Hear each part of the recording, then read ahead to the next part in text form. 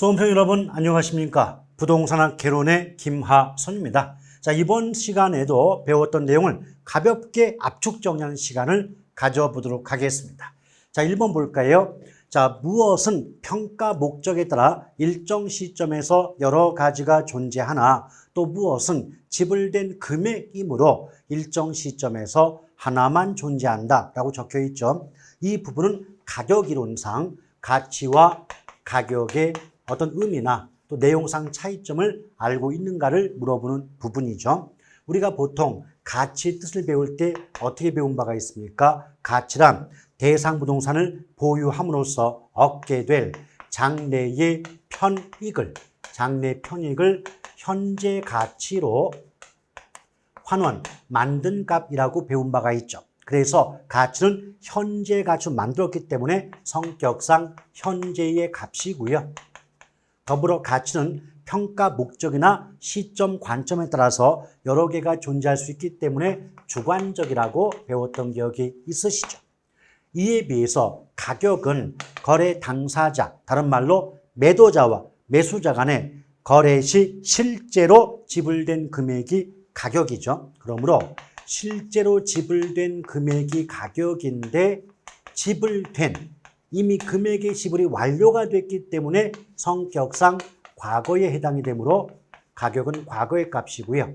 또한 가격은 누구에게나 동일하고 일정 시점에서 하나만 존재하기 때문에 객관적이다라고 성격을 구분했던 기억이 있습니다. 따라서 1번의 첫 번째 가로는 가치고요. 두 번째는 가격이다라고 볼 수가 있겠습니다. 여기서 가치나 가격 앞에 부동산을 붙여가지고 부동산 가치, 부동산 가격이라고 해도 틀린 말은 아닐 거고요. 자, 2번 부동산 가격은 수요가 감소하더라도 즉각적으로 하락하지 않는다. 수요가 줄어도 가격이 바로 내려가지 않는다. 이것은 부동산 가격의 특성 중 하방 경직성을 의미한다라고 보시면 되겠죠. 하방 경직성의 특성을 갖는다. 우리 가격 이론에서 부동산 가격의 특징을 따지면 크게 문제로서 중요할 수는 없겠지만, 자, 부동산 가격의 특징 첫 번째 뭐다? 교환의 대가인 가격과 사용 수익, 용익 대가인 임료로 구분이 된다. 가격과 임료로 구분된다. 이때 가격과 임료는 원본과 과실의 관계에 있다. 이렇게 말 들어본 적 있으시죠? 또한 부동산 가격은 부동산 자체의 값이 아니라 부동산과 관련된 권리 이익에 대한 대가의 성격을 갖는다라고 배웠던 기억도 있을 거고요. 또 부동산 가격은 단순히 과거나 현재의 이용 상태뿐 아니라 장래의 미래의 이용 상태까지 고려하여 장기적으로 결정된다고 들어봤던 기억 나오시죠? 그래서 장기적 배려하에 또는 고려하에 결정된다. 이것 이외에 부동산 가격은 물건마다 다르게 형성이 될 거고 지역마다 다르게 형성되겠죠. 그래서 부동산 가격은 개별적으로 형성이 되며 지역적으로 형성이 된다. 이런 가격 특징을 들어보았던 기억이 나실 수 있을 겁니다. 자, 3번 균형의 원칙은 구성요소 결합에 대한 내용으로 균형을 이루지 못하면 원가법을 적용할 때 기능적 감가로 처리가 되겠죠. 그래서 우리가 가격 원칙 중에서 크게 균형 원칙과 적합의 원칙을 들어봤던 기억이 있어요. 이때 균형 원칙은 어긋나면 기능적 감가가 발생하게 되고 또 적합 원칙이 어긋나면 경제적 감가가 발생한다라고 들어보셨죠. 특히 경제적 감가는 외부적 감가로서 얘는 지역 분석에 적용되는 원칙이죠. 이에 비해서 균형 원칙은 내부적인 감가, 내부 구성 요소에 대한 균형을 따지는 원칙이 되기 때문에 개별 분석의 바탕이 되는 기초가 되는 원칙이라고 구분해서 배웠던 기억이 있어야 됩니다.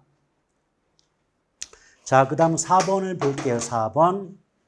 무엇이란 대상 부동산이 속한 지역으로서 부동산의 이용이 동질적이고 가치 형성 요인 중 지역 요인을 공유하는 지역이다. 딱 봐도 이미 대상 부동산이 속한 지역이니까 인근 지역이에요. 그래서 우리가 지역 분석을 배울 때 그 지역 분석의 대상 지역은 크게 세 가지가 있었던 거 기억나십니까? 지역 분석의 대상 지역, 인근 지역, 유사 지역, 동일 수급권 이 세 가지로 구분했던 기억 나셔야 되죠. 근데 인근 지역과 유사 지역의 가장 근본적인 차이점은 바로 감정평가의 대상이 드는 그 대상 부동산이 속해 있느냐, 대상 부동산이 속해 있지 않느냐 이걸로 구분되죠. 그래서 인근 지역은 대상 부동산이 속한 지역인 반면 유사 지역은 대상 부동산이 속하지 아니한 지역이다. 이게 가장 큰 차이점이죠. 또한 인근 지역은 가치 형성 요인 중 지역 요인을 공유하는 지역인데 과거 기출문제에서 지역 요인 대신에 개별 요인을 집어넣는 바람에 틀렸던 문제도 있으니까 유념해 주실 필요가 있겠습니다. 또한 유사 지역은 대상 부동산이 속하지 아니하는 지역으로서 지역적 특성이 인근 지역과 유사한 지역을 우린 뭐라 그래요? 유사 지역이다라고 볼 수가 있겠고 동일 수도권은 인근 지역과 유사 지역을 모두 포함하는 가장 공간적 범위가 넓은 개념이 동일 수도권이라고 보시면 됩니다. 특히 동일 수도권의 판정 관련해 갖고 특히나 후보지나 이행지의 동일 수도권은 조심할 필요가 있죠. 자, 이행지, 후보지, 동일 수도권은 원칙과 예외가 있습니다. 원칙은 이행 전환 후에 토지 종별과 일치한다고 보시면 되는데 예외가 뭐냐? 예외는 성숙도가 낮은 경우예요. 자, 성숙도가 낮은 경우는 이행 전환 전에 토지 종별과 일치하는 경향을 보인다. 자, 다시 한번 후보지, 이행지, 동일 수도권 나왔습니다. 그럼 아무 말이 없으면 이행 전환 후라고 나와야 되고 성숙도가 낮다 이 말이 붙으면 이행 전환 전이라는 글자가 붙어야 된다. 이 차이점만 구분하신다면 어렵지 않아요. 5번 대상 물건에 대한 감정평가액은 원칙적으로 시장 가치를 기준으로 결정한다, 평가한다. 맞죠? 그래서 시장 가치 기준 원칙이 있었죠. 그런데 시장 가치의 뜻이 뭐라고 배웠습니까? 시장 가치의 의미 자체는 그 자체로 법조문이라서 정확히 기억하도록 노력하셔야 됩니다.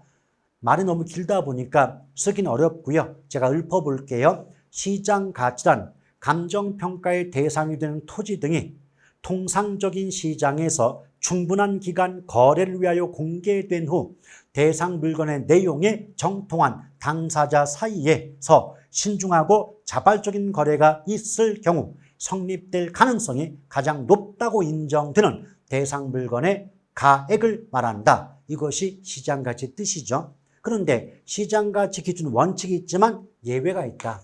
시장가치 기준 원칙의 예외 세 가지 있죠. 첫 번째, 법령에 다른 규정이 있을 때. 두 번째, 의뢰인의 요청이 있을 때. 세 번째, 사회통념상 필요하다고 인정될 때. 자, 사회통념상 필요하다고 인정될 때 이 세 가지 경우는 시장가치 아닌 가치, 시장가치 외의 가치를 기준으로 감정평가액을 결정할 수 있다는 조항이 있습니다.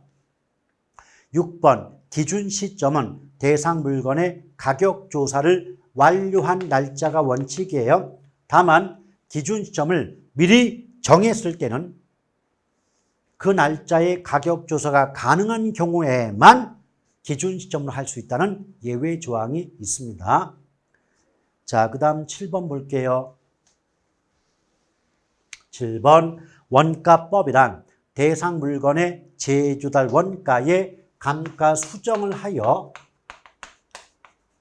대상 물건의 가액을 구하는 감정평가 방법을 말한다. 맞죠? 그래서 그 원가법의 양대 산맥은 제조달 원가와 감가수정에 대한 학습이라고 보시면 됩니다. 또 감가수정도 우리가 그 감정평가 규칙에서 규정하고 있었죠. 자, 여기는 없지만 읊어볼게요. 감가수정이란 대상 물건의 제조달 원가에 감액하여야 할 요인이 있는 경우 물리적 감가, 기능적 감가 또는 경제적 감가 등을 고려하여 이에 해당하는 금액을 제조달 원가에서 공제하여 대상 물건의 가액을 적정화하는 작업을 말한다. 이것이 감평규칙상 감가수정의 뜻입니다. 8번 가치 형성 요인이란 대상 물건의 경제적 가치. 절대 시장 가치 그러면 안 돼요. 경제적 가치에 영향을 미치는 일반, 지역, 개별 요인 등을 말한다라고 감평규칙의 규정, 법이에요. 법. 9번 건물과 토지를 일괄. 자, 우리가 물건별 감정평가 방법을 구분하고 외우실 때 일괄 이 말이 붙으면 정답은 거래사례비교법이라고 말씀드렸던 기억 나오시죠? 그래서 일괄자 나오면 거래사례비교법을 답으로 하시자. 10번 감가수정 방법 중 계산이 가장 간편한 건 정액법이에요. 왜냐하면 매년 감가액이 일정함을 전제로 감가수정하기 때문에 계산이 간편하고 이해가 쉽죠. 그러나 실제 감가와 일치하지 않는다는 단점이 있기 때문에 관찰감가법 등을 병용, 함께 사용함이 바람직하다는 내용을 정확히 좀 기억해 둘 필요가 있겠습니다. 또한 이 정액법은요, 매년 감가액이 일정하다는 관점에서는 균등삼각법이라고 하고요. 또 감가 누계액이 경과년수에 정비례해서 증가한다는 관점에서는 직선법이라는 말을 쓰기도 합니다. 아시겠죠? 자, 이렇게 해서 배웠던 내용을 가볍게 정리하는 시간을 가져봤고요. 그동안 이제 요약 수업 듣느라 대단히 고생 많으셨고, 다시 한번 용기 잃지 마시고 힘을 내셔서 목표를 향해서 열심히 달려가시는 수험생 여러분이 되시기를 간절히 기원합니다. 대단히 수고하셨습니다. 고맙습니다.